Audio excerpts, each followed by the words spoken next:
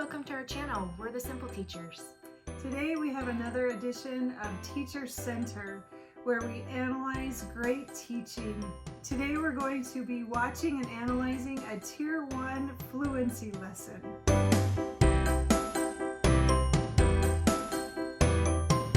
Good readers. Good readers.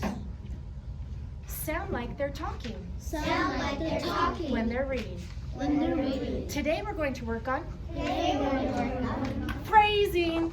phrasing. Good readers, pause Good readers pause at commas at commas or break a long sentence or break a long sentence into meaningful chunks. into meaningful chunks. Good readers also Good readers also stop stop at end marks at end marks like periods, like periods, exclamation points, exclamation and points, question marks. and question marks. When we read with good phrasing, When we read with good phrasing, it helps us understand it helps us understand what we read. what we read. So phrasing is critical, you guys. In this story, a collection of poems called Clever Creatures, the first poem was The Firefly.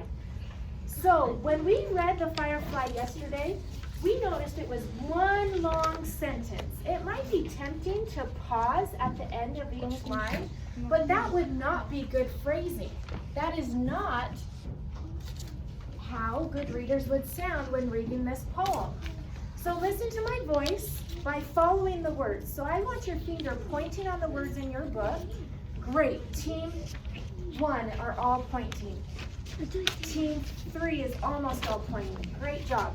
You should be on the title, The Firefly. At the end of the title, I will stop. Even though there's not a period, that's a title. The title is its title. I need to stop. So listen to my voice. Follow the words. The Firefly. I'll try that again. It's my turn. The Firefly. Now your turn. The firefly. Good. That's good phrasing for a title. Now I'm going to go to the actual poem. My turn. Follow the words. On August nights, the firefly lights blink on and off.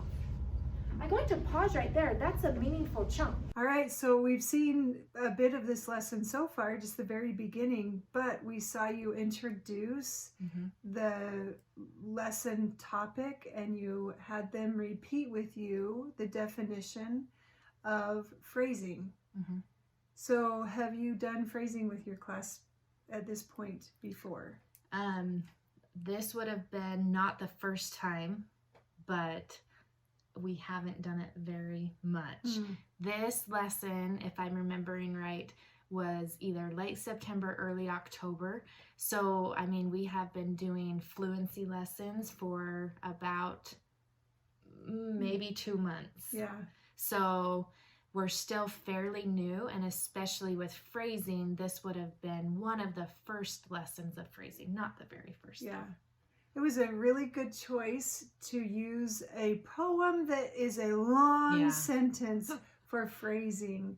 Because in second grade, you really don't get a lot of text that has a long sentence that requires breaking in meaningful chunks. Most of the text has periods or commas, question marks, where you can make it in a breath. Yeah. So this was a really, really good choice for phrasing. And so when you choose your fluency, the topic or component, the element you want to use, it's important that it matches the text. So Yeah, and I doubt phrasing was my core reading program's probably not. choice. Yeah. Because I do exactly what you just said. This was the text we had already used the day before in our comprehension, so I wanted to use it as a reread for a fluency lesson, and I knew right away, oh, this would be wonderful for phrasing. So that was my focus for the week, was phrasing. Really good choice. I like in the beginning, you have the kids actively engaged by having them point. And just listening to the video, you can hear they're getting their papers ready, and then, oh, it's quiet, they're all ready. I sometimes will say, show me the evidence, where we're at, because I need to know they're actively engaged. Active engagement is a critical component to them doing and learning what you're teaching. You could stand up and teach a great lesson, but if your students aren't actually engaged in it, doesn't matter. Well, because fluency would be so easy for students to be listening to what you're reading, but I need them looking at the words. I need them following the words. Yeah.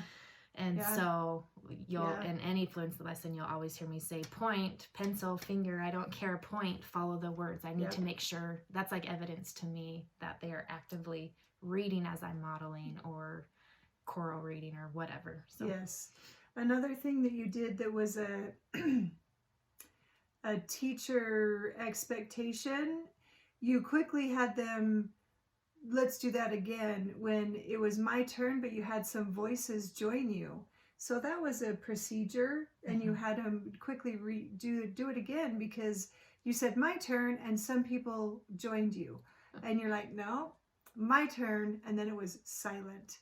I want to point that out because it doesn't have anything to do with fluency, but what it has to do with is the fact that you have high expectations and you inspect what you expect. And if you didn't inspect it, oh, everybody was not listening to me, people were following or saying something, that's my cue. I have to go back, give feedback, oh, my turn, and do it again. yeah. And that's how you get your students to trust that you're going to do what you say, and trust that you'll be consistent, and they're going to listen to you every time. Yeah. So, and it's a reminder. Oh yeah, I forgot. She said my turn. Whoops. I mean, they're second graders, Yeah. so it gives them the opportunity for a second chance. So, you know, I love to see that, just good teaching opportunity that we noticed right there. And once that procedure's built in, these lessons are so smooth. Yeah. But building that procedure is a critical part of that lesson to be smoother and smoother. At this point of the year, we were getting better. Beginning of the year, no, it would be a lot more choppier than that. Now it's, what month are we in? January. Yeah. It's January now, and we're we're proficient in our procedure now, I could say, most of the Yeah. time. Really, it was nice to see, though. All right, so we just paused and we're getting to the we do. What you did here is you just went I do, we do very quickly with the title, and then you did a read and said, oh, that's a good place, a good meaningful chunk. So you modeled picking a meaningful chunk, and then you're going to have them read it with you. So you're doing the echo read. I'm gonna read, and then you're gonna echo with me chorally. So that's kind of the pattern that I'm seeing so far. Yeah. So let's see if we see that some more. Okay, let's do it. So do that part with me. That's a phrase. Ready? Begin. On August 9th, the firefly lights blink On and off. We're going to do that one more time. I heard some pauses where they shouldn't be. Let's try that again. We won't pause until on and off. Go back to on. Ready? Begin. On August 9th, the firefly lights blink on and off. That was better. Now listen to my voice to finish that long sentence. Follow the words. Amongst the trees, but have no need for batteries. I didn't pause that whole time, but I stopped at the period. Go back to amongst. Ready? Begin. Amongst the trees that have No need for batteries.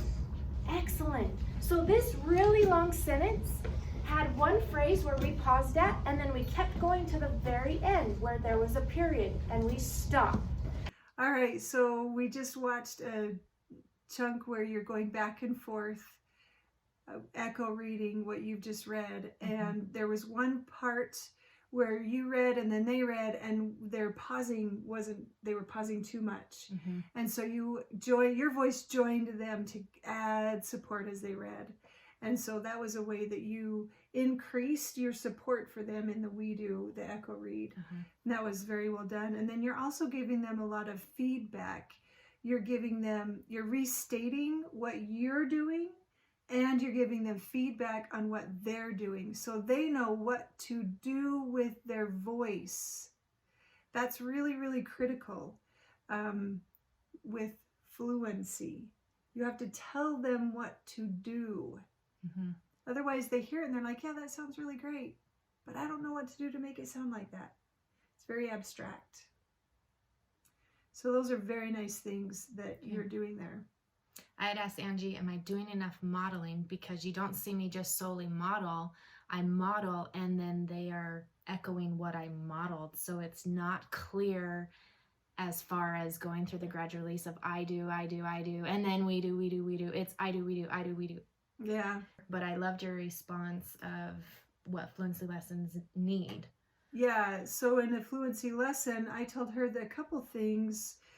Feedback is really critical, and then also the application, the practice that they're getting of rereading and rereading. Mm-hmm. So if you know that you're giving that in this echo time, and then also down, we're probably going to see more reading as we go, they're getting a lot more practice. And also, if you're paying attention, is their fluency getting better as we go through this lesson? Is their phrasing improving? Then you know you've done enough. If their phrasing is not improving, back up to more modeling. Then you're not doing enough. Okay. So the next stop that we see, we're going to be listening and seeing, is their phrasing getting better? And if it is, then you did enough. Then I know I did enough modeling. Yes, exactly. Okay. And keep in mind, this is a very short piece of text. Yeah. It's very, very short. So if you were to model the whole entire thing and then they echoed the whole entire thing, we would get very tired of reading the whole entire thing. So how you chunk it has something to do with motivation as well. Yep. Okay, let's keep going. Okay. I'm going to be listening for good phrasing. You need to be a 4, always using good phrasing, pausing and stopping at the right spots. There was one place to pause and one place to stop in this story. Of course, the title, we stop at the end of the title. So reread this. You might read it once, you might read it twice, I don't know. Read until I say stop. And I'm listening for good phrasing. Ready? Whisper, whisper, whisper.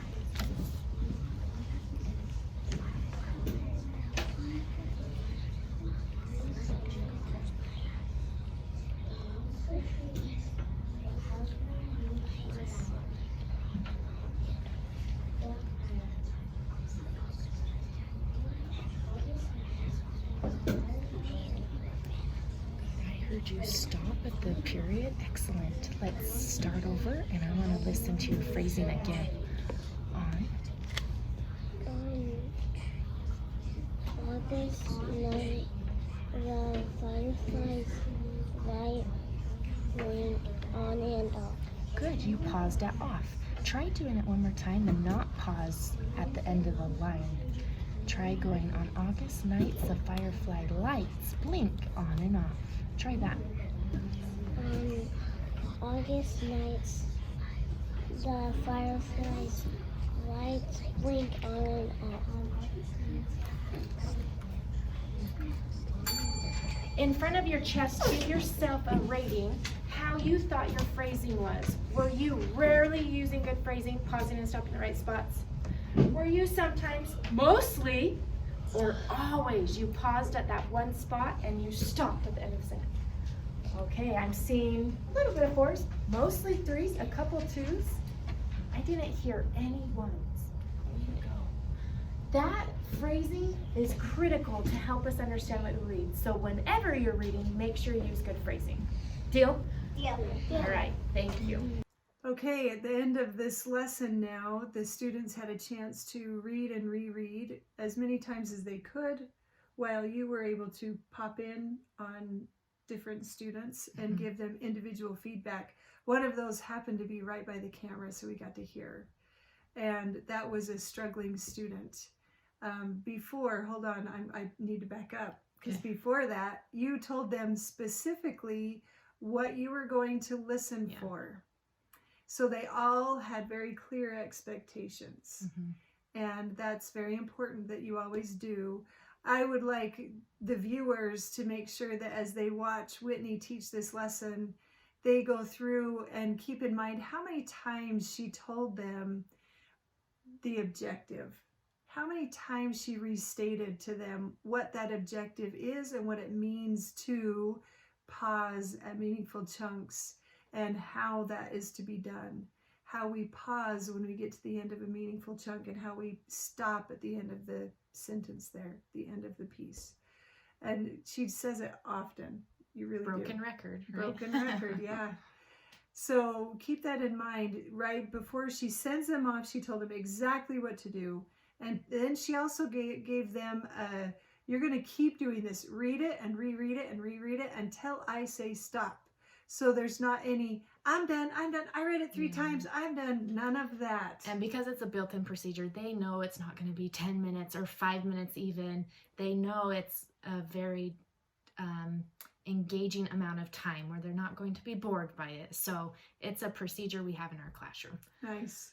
And when you do this, I mean, I kind of would watch my middle reader to see how they were doing. I didn't watch my high or my low. And that student I went to was definitely a middle reader. Okay. So about when they've read it once, they're working on their second, I'm going to ring that bell. Yeah. So I don't have too much time being given. Oh yeah, because otherwise you would be done way quickly for your highs, or it would take very long for your really lows to get through it once. Yes, so exactly. And that's a great way to differentiate your time right there. Yeah, exactly. So now let's talk about this little child student you could hear me with for part of it. Yeah. This student, his accuracy has been okay, made really good improvements. So at this time of year, it's 3 months past this time. His accuracy is great. It's patched up. And so he's now in fluency intervention. And you can see by that, and that's one reason why I checked on him that day, is because his fluency really struggled, and it's what has kept rate down, and it's what I feel has been hurting his comprehension because he's not reading fluently, which has huge access to letting a reader comprehend. Yeah. And so that's a little bit about him, I guess. Yeah, and I like that you gave him something specific that he could do to improve that read that you heard him do. All right, you paused here. Let's see if you can read it one more time without pausing here. Yeah. And then he still paused one extra time. And I wish you could hear my feedback I gave. I'm guessing I probably gave him a score and maybe whispered something. I don't know. But I'm like, dang it, you couldn't hear my second part of feedback. But my students just know we always are rating ourselves. So either I would have given him a score or he rated me, but he definitely made improvement from that first to next for sure. And that's what we're looking for, right? Yep. And I also like that they, at the end, have a chance to rate themselves because that is an intrinsic motivation. I want to improve. I want to get better. I want to be able to truthfully say, I mostly paused where I was supposed to. And at the beginning of the year, it's a really good assessment for me to know who's not being accurately reflected, because you got kids being like, I'm a 4, and you're like, no, you're not. But that's okay. That's your measure, knowing that they really don't know yet. Yeah. And as the year rolls on, man, they're brutally honest to themselves. Yeah. And in this lesson, I didn't do a partner read, but oftentimes we'll do like a partner read where they're reading either together or my turn, your turn, and they rate each other. And that's another fun way to get in extra reads during a fluency lesson. And so them rating each other helps them hear someone else, and they can rate themselves, rate their partner, and it's a great way to help them reflect on their fluency and give each other feedback and just measure their own reading. You also gave closure to the lesson, but I want to make a note that this lesson lasted just over 5 minutes, the video, when it's not cut by us. Yeah. So it's short, but let me give a plug for fluency instruction. Explicit fluency instruction, it doesn't take that long, but it's not being done in classrooms. So we need to take the time, 5 minutes, take 5 minutes and do an explicit fluency lesson for your students. Every day I have a 5 to 10 minute window that I build for fluency, and this lesson was shorter mainly because the text selection for that day was shorter. You'll see me do a fluency lesson with our main selection. You'll see me do a fluency lesson sometimes with our decodables. We go back and forth. It just depends on what I need a fluency lesson in. Yeah. So anything they've read or familiar with. That's Yeah. what you can use them. So fluency, whole group, have an explicit lesson. You can keep your focus the same all week long for every text that they're reading. Yep. And then by the end of the week, they'll improve on that fluency element. So teach it well. If you need fluency resources, we have how to teach fluency. We have using fluency in your classroom. We have all sorts of downloads for you. So I'll put links in the descriptions to help you get going. We have that fluency poster you saw, phrasing. We have those available for you. So thanks for watching. We hope you enjoyed this video. Make sure you've subscribed. Click that subscribe button so you don't miss a video, and follow us on Facebook and Instagram so you don't miss when we post our next Teacher Center video. Thanks for watching. Simply teach.